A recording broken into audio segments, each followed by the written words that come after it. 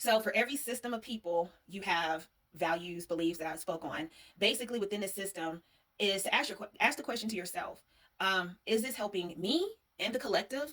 Um, am I getting anything from this? Am I growing from this system?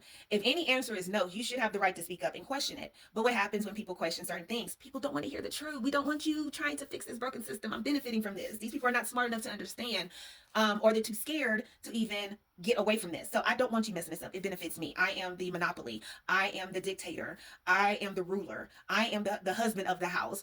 I am the, the company, the CEO, whatever. I rule this thing. It benefits me, and I need you to stay in your place. And so I think it's very courageous for anyone to recognize I've been a part of this and now just awaken. And something has to change. Whether it is we get down to the nitty gritty, we're gonna King Arthur this. Everybody, all the night, sit down at this round table.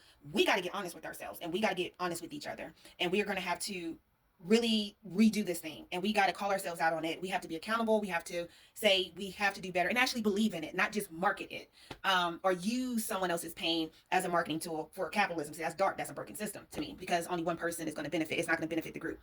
Analogy: when somebody makes a joke about you and you're not laughing about it, right? They're making a joke at your expense, saying it's a joke. What they're doing is basically getting the upper hand, because for whatever reason, maybe they don't like you really, or they're just using, whatever the case is. Again, you have content creators to talk about the smaller parts. I'm going from big to small, but whatever the reason may be, it's like, yeah, and you have a choice at that point. You can say, hey, don't do that if you feel connected, or you can say, I'm going to go ghost and just not have the conversation. You could have the conversation, give a person a chance, see if they mess up again. So there's all these different categories, and based on where this, how you're communicating with individuals in these systems. This is going to lead to my next conversation, which is categories. Now that we're kind of understanding that there's all these systems that we're part of, I briefly talked about the heaviness of it, like how much weight and stock you're putting into it, or once you realize I really don't want to be a part of this, you're being honest with yourself, and you're being honest out in the world of saying there's just certain things I'm no longer going to be a part of.